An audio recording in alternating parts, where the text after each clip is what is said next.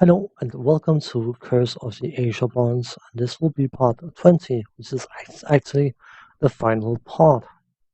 We are back in Miss Adrena's eastern ruins, heading towards the temple wherein Tyranthraxus resides, but Rakasha resides here in splendor. Be haughty to him. Rakasha smiles. You have a boldness that is refreshing. He goes on to tell you his story. It is good to speak with those with confidence enough to deal. My clan has taken this spot as a place to rest for a few mortal lifetimes. But the Flame One, Tyranthraxus, has stolen our followers and threatened my clan. His power is such that we cannot attack his temple directly, but we hate him with great passion. Now to our deal. You wear the Flame One's mark, but I've been told you are his enemy. When you attack his temple, we will bend our power to reclaim our followers. That may weaken him enough for you to be victorious. I don't know whether it was important, but it feels nice to do. So, let's move on. Can't have too many allies.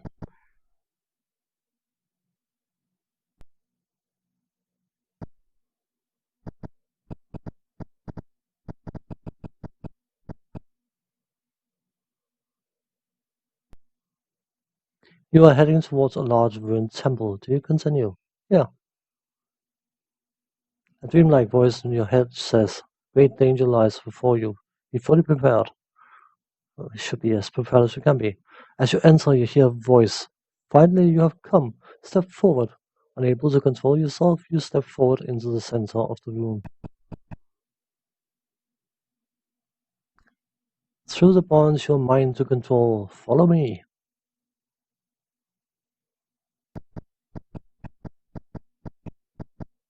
Tyranthraxus makes a speech.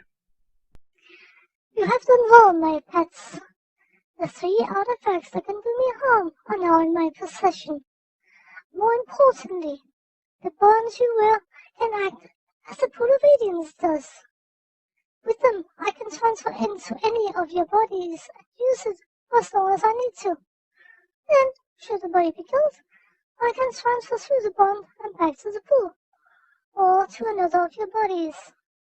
I must thank you for the great freedom you have afforded me. Now come along and we will dispose of those dangerous objects.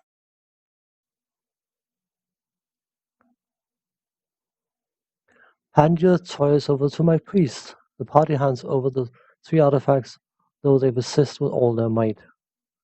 Now, priest, dispose of these unpleasant items through the pool. The priest moves with great flourish and gracefully arch each artifact into the pool, which swirls for a moment and the items are gone. I even have a parchment with the phrase to release the bonds, in case anything goes wrong. He hands the parchment to the priest. Dispose of this through the pool. Your bonded ones, come with me. It is time to complete the final spell. The priest throws back his hood, revealing himself as Nameless. He yells, it won't be that easy. He tosses the artifact back to you. A pitiful attempt. You have gained nothing but a swift death. He strikes Nameless down with a single blow. With his last breath, Nameless mouths the meaningless phrase on the parchment. The party feels the bonds control fate, but Tyranthraxus' sigil does not go away. Tyranthraxus smiles. Only I can remove those bonds. Soon you will be mine again. As the party retrieves the artifacts, Tyranthraxus looks afraid. Kill them, my pets! He then rushes off. A tremendous noise is heard from outside. Some of Tyranthraxus' forces goes to protect the temple. Minions of Tyranthraxus rush to attack you.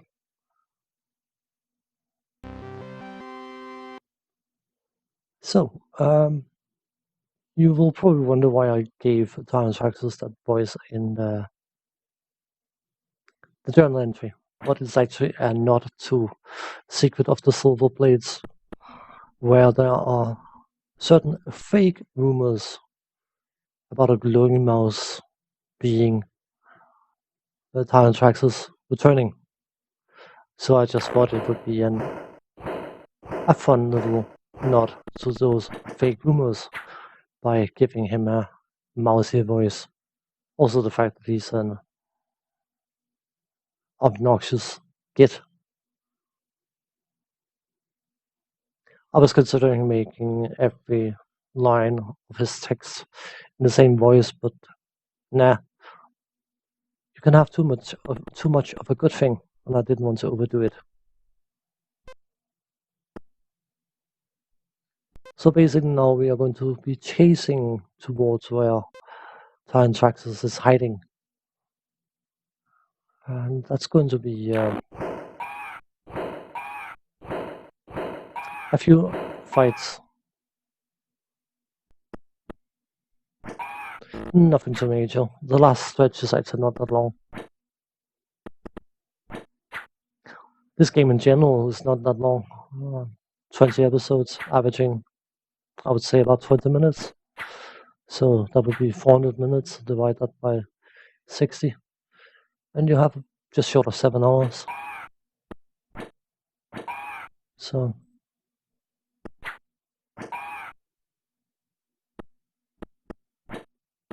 almost done here.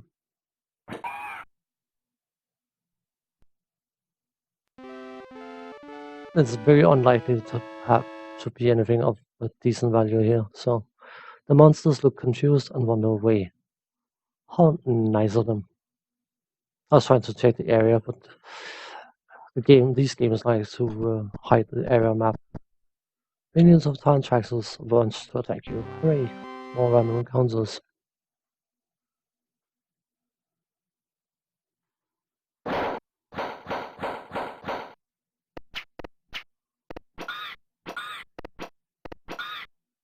It's fairly safe to say these guys are not much of an issue anymore.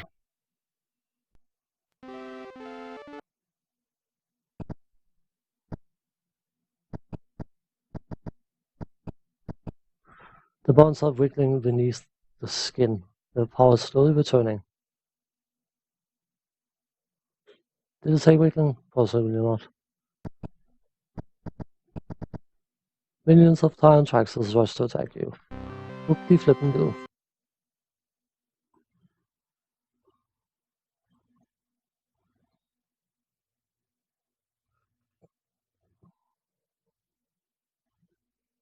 Some priests of Bane.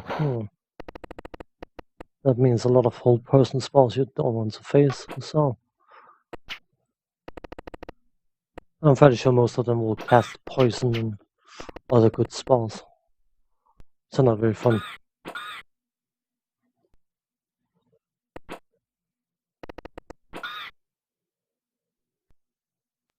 Next.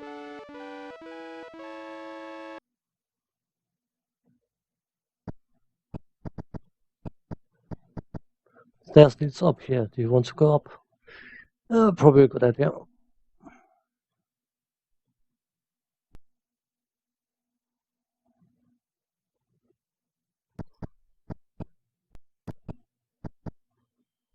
The monsters look confused and wander away. How nice of them. Keep doing that. Millions of Tyranthraxus rush to attack you 1 square away from the door. Lovely. You know when you get to this point, you just want to get it done. Done and dusted.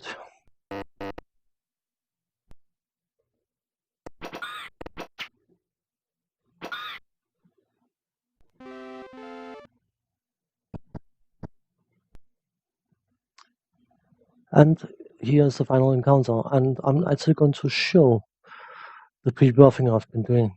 Paladin has protection from evil as a class ability, but less prayer and haste. It's the only time I will be using haste in the entire playthrough. I don't like the aging. The power of your bonds has returned. Grovel at my feet this instant. Your body begins to bow down.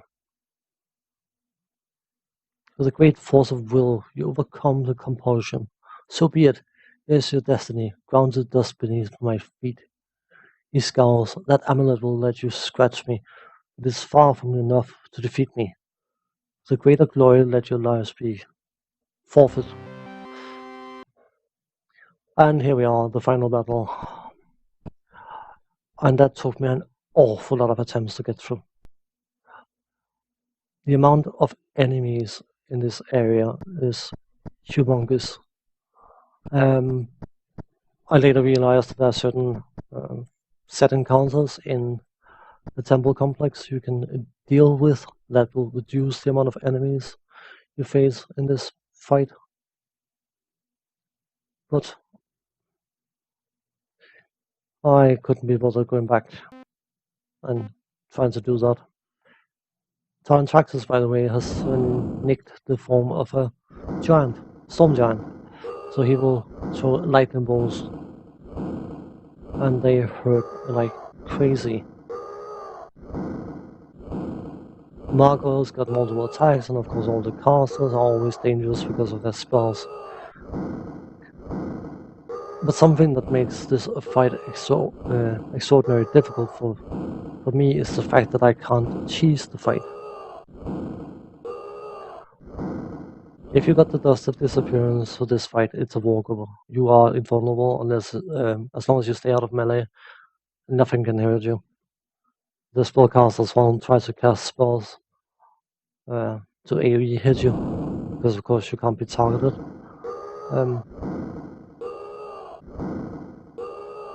But I can't use that trick.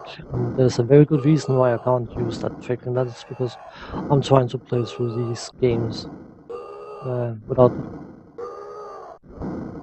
cheating or cheesing or whatever. You can always argue that saves coming for hit points. As you can see, no, it's only 27. Must have made her saving throw. Up against the wall, though, it hurts like crazy because it bounces and hits you twice. But you could argue that safe scumming is cheating, I suppose, but they are now at a level where they will only get 1, 2, or 3 hit points plus their constitution bonus per level, and that's a fixed value. After level 10, that's where they start getting a fixed amount of hit points per level up, so that is completely unnecessary to do. But anyway, I'm pretty sure the PC version doesn't suffer from those issues, and I couldn't say for the Commodore 64 version, but I assume not. Using the darts, by the way.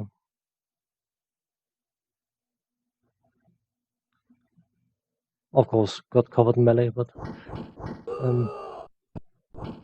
what happens is that any buff that remains on your characters after this fight will be saved to the character file as a permanent thing. That means things like enlarge and other stat modifying buffs. And I didn't want to risk saving these characters.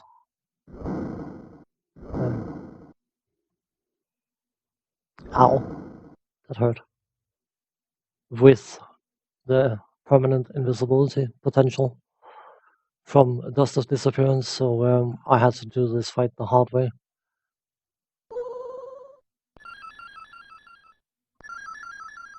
I also ended up unequipping all the items before transferring, because even though you lose all the items, you still have the stats buffs. So my paladin would still retain the strength from Girdle of Giant Strength, which is yeah. I don't know how they could have done such an oversight, but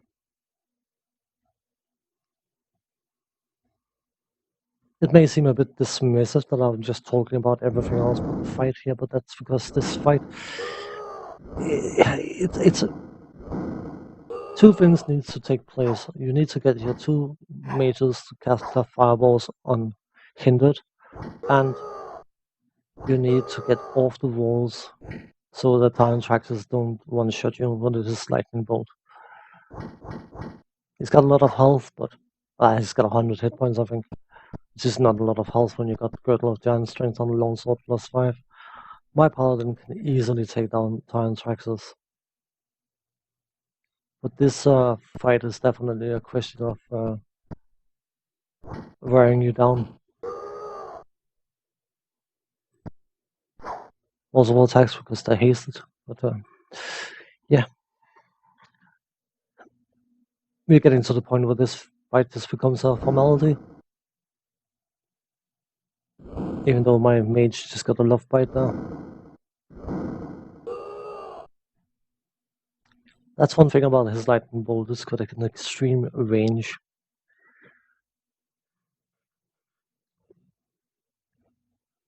But anyway, now you know why I have decided to not use anything outside of haste and normal buffs, because they will not transfer. You can this game you can absolutely utterly break it just from item manipulation. That's one thing, but also transferring the characters to secret or soul blades, you can have the most obnoxious amount of stats, which makes getting loot pointless. So that's another thing I'm trying to avoid. Tyranthraxus is dead. My mate's got a 3 health, but he's a hero. He moves in ish. Something, yeah. It's not an awful lot of enemies remaining.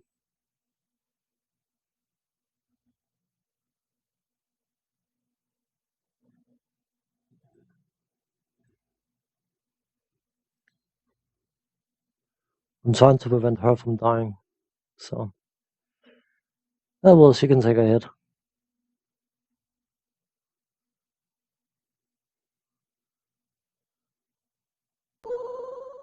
I'll be fine. Oops. Sorry, girl.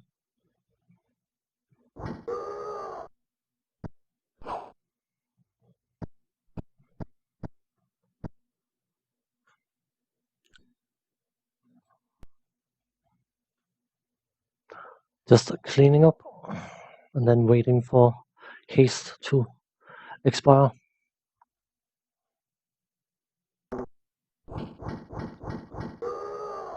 Because unlike a lot of the other games of this type, even, once you're done here, that's it. You can't carry on.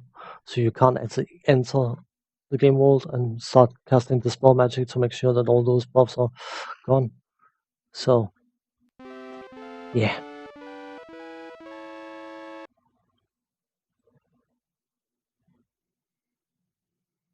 We won. Tyranthraxus' spirit coalesces over the slain storm giant. You have defeated me. Were it not for the amulet of Lathander, I could possess you and rob you of your victory. Still, I can escape through the pool. As you reach for the pool of radiance, he cries out, "Keep the gauntlets of Mander away from there. You will unleash dangerous energies. Stay back." As the gauntlet contacts the pool, it contracts and shatters it. I'm trapped without escape. You have succeeded where armies have not. Gloat while you may. Tyranthraxus is slain this day. Before your eyes he crumbles into nothingness. You are certain he is destroyed because your final bond fades away. The curse of the Azure Bonds has finally been lifted from you. You are free at last. The Knights of Midranor rush in. Congratulations, you have destroyed the Flame One. The power of Elminster let us take you from this foul place to a fine feast. You're teleported to Shadowdale, where festivities have already begun. A huge cheer goes up at your arrival. Gary and Nakasi are arm in arm yells congratulations from the nearby stands. You have won. And that's the end of the game. As you can see, there's no begin adventuring option or anything. It just finishes here. So next up will be Secret of the Silver Blades, but that is going to take a bit to get done because there's probably more than one speedrun of Secret of the Silver Blades, and that's a relatively short run. But if you want to do story mode like I'm doing, you need to go a bit out of the smooth sailing way in order to get all the blanks filled in. So I'll be working on that, but it may take a while. So for those of may have endured this entire journey, I can only say thanks for watching, take care, and see you next time around. Bye bye for now.